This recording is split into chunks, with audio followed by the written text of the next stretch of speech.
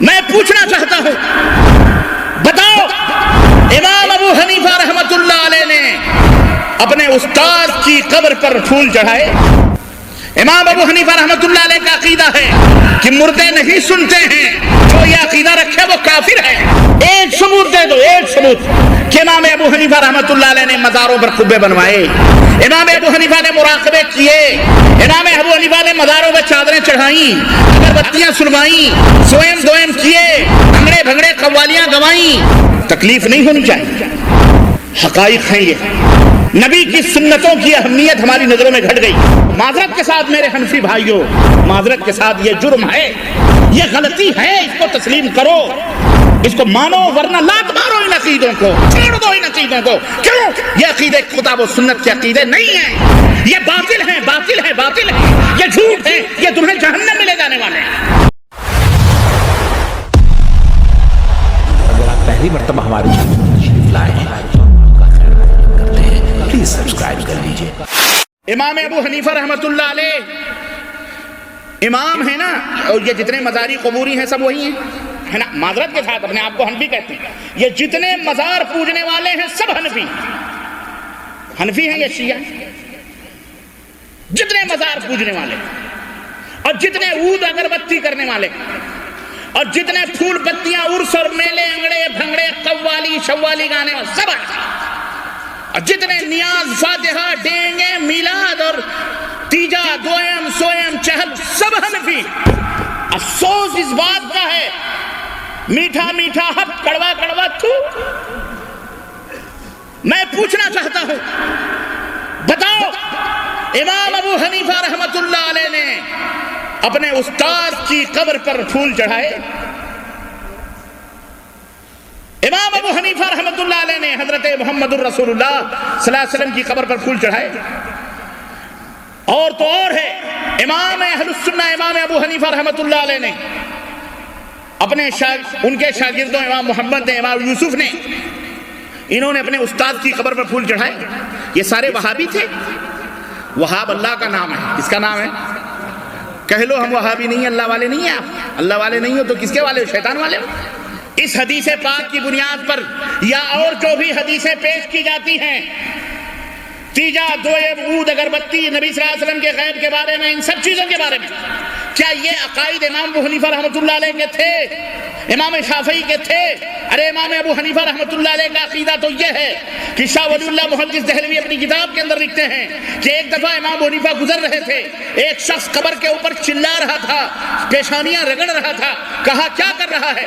کہا صاحب قبر سے استمداد کر رہا ہوں۔ کہا کتنے دن سے؟ کہا بہت دنوں سے آ رہا ہوں، اس سے کچھ مانگ رہا ہوں۔ امام ابو حنیفہ نے کہا اللہ کی قسم، پیشانیاں رگڑ رگڑ کر تیری ہڈیاں گھس جائیں گی، یہ تیری آواز بھی نہیں سن سکتا۔ جواب دینا تو بڑی دور کی بات ہے۔ امام ابو حنیفہ رحمت اللہ علیہ کا عقیدہ ہے کہ مردے نہیں سنتے ہیں، جو یہ عقیدہ رکھے وہ کافر ہے۔ میں نہیں کہتا، میں نے کہا میں نے کبھی اپنے ڈنڈے سے نہیں مارا، میرا ڈنڈا قرآن ہے اور حدیث ہے۔ نہیں سمجھ میں بات آئی؟ تکلیف نہیں ہونی چاہیے، حقائق ہیں یہ۔ نبی کی سنتوں کی اہمیت ہماری نظروں میں گھٹ گئی، اور امتیوں کے طور طریقے لے کے ہم اے لوگو امام کائنات کے دامن کو پکڑو، نبی رحمت صلی اللہ علیہ وسلم سے چمٹو، اپنے ایمان اور عقیدے کو نبی کائنات صلی اللہ علیہ وسلم کی طرح بناؤ۔ جاؤ کسی مولوی سے پوچھو کہ آج جو کچھ بھی ہو رہا ہے نبی نے تو نہیں کیا، صحابہ نے تو نہیں کیا، تابعین نے تو نہیں کیا، بتاؤ ائمہ رحمہم اللہ نے کیا ہے تو بھی ایک دلیل دے دو، ایک ثبوت دے دو، ایک ثبوت کہ امام ابو حنیفہ رحمت اللہ علیہ نے مزاروں پر قبے بنوائے، امام ابو حنیفہ نے مراقبے کیے، امام ابو حنیفہ نے مزاروں پر چادریں چڑھائیں، اگربتیاں سلوائیں، سوئم دوئم کیے، انگڑے بھنگڑے قوالیاں گوائیں۔ امام ابو حنیفہ کا یہ عقیدہ تھا۔ جاؤ بتاؤ کہ اللہ کے نبی کے پاس پہنچ کر سلام کرو تو اللہ کے نبی سنتے ہیں، جواب دیتے ہیں، قبر پھاڑ کر ہاتھ نکال کر مسافے بھی کرتے ہیں۔ یہ تھا امام ابو حنیفہ کا عقیدہ۔ یہ سارے اپنے آپ کو، معذرت کے ساتھ میرے حنفی بھائیوں، معذرت کے ساتھ یہ جرم ہے، یہ غلطی ہے، اس کو تسلیم کرو، اس کو مانو، ورنہ لات مارو ان عقیدوں کو، چھوڑ دو ان عقیدوں کو۔ کیوں؟ یہ عقیدے کتاب و سنت کے عقیدے نہیں ہیں۔ یہ باطل ہیں، باطل ہیں، باطل ہیں، یہ جھوٹ ہے، یہ تمہیں جہنم میں لے جانے والے ہیں۔ ایک شخص اگر تمہارے محلے کا چوری میں پکڑا گیا یا کسی کی بہو بیٹیوں پہ غلط نظر اٹھاتے ہوئے دیکھا گیا، آئندہ تم اسے اپنے دروازے پر بیٹھنا کیا گزرے تو شک کی نظروں سے دیکھو، پانی پوچھنا تو بڑی دور کی بات رہی، اسے کرسی اور چارپائی پیش کرنا تو بڑی دور کی بات رہی۔ اے مسلمانوں، کیا تم نے شرک کو زنا سے بھی کمتر سمجھ رکھا ہے؟ ہم کتنے بے غیرت ہو چکے ہیں، رب کی قسم۔ دین اللہ کی توحید کا مذاق اڑایا جائے، نبی کی سنتوں کا تمسخر اڑایا جائے، بدعات کے رسیا بنے جائیں، بدعات کو فروغ دیا جائے، ہم پھر بھی ان کے لیے ہمارے کانوں پہ جوں نہ رہیں گے، اور ہم یہ بھی نہ کہیں کچھ نہیں تو کم از کم روک بھی نہیں سکتے، حق بات بتلا بھی نہیں سکتے، کہاں ہماری بات ماری گئی؟ اور یاد رکھو، یہودیوں نے اسلام کو نہیں بگاڑا، نصارہ نے نہیں بگاڑا۔ آپ کہو گے کل آپ نے کہا تھا یہودیوں نے بگاڑا، لیکن نہیں، یہودیوں کی تلوار سے ہم اتنا نہیں کٹے ہیں، نصرانیوں کی تلوار سے اسلام نہیں مٹا ہے، بلکہ انہوں نے اسلام کا لبادہ پہن کر مسلمانوں نے اسلام کو مٹایا، مسلمانوں نے اسلام کو کاٹا ہے، مسلمانوں کی تلوار اسلام کے گردن پہ چلی ہے، مسلمان بن کر کے ہماری صفوں میں یہ تمام بدعقیدگیوں کو، شرکیات کو، بدعات کو ڈھکیلا گیا ہے، اور سادے سودے لوگوں کو، ارے ہم تو 1400 برس ہو رہے ہیں یارو نبی کو گزرے ہوئے، ابھی 30 برس بھی نہیں ہوئے تھے۔ حضرت عثمان غنی رضی اللہ تعالی عنہ کو کس نے شہید کیا؟ یہودیوں نے نہیں، نصرانیوں نے نہیں، کلمہ پڑھنے والے، مسجد نبوی میں امامت کرانے والے، اذان کہنے والے، 5 وقت پڑھنے والے، ان کی تلوار سے حضرت عثمان غنی شہید ہوئے۔ صحابہ موجود ہیں، صحابہ موجود ہیں، ان کی تلوار سے۔ حضرت عثمان غنی کو کس نے شہید کیا؟ حضرت علی بن ابی طالب کو کس نے شہید کیا؟ حضرات حسنین کو کس نے شہید کیا؟ کس نے مٹایا گلشن نبوت کو؟ کس نے؟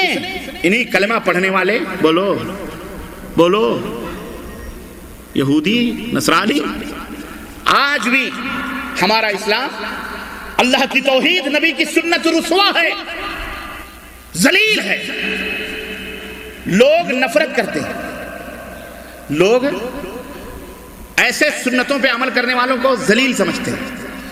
بعض تو سیاسی مدبرین ہیں بیچارے، وہ تو کہتے نہیں یہ باتیں مت کرو، امت میں انتشار پیدا ہوگا۔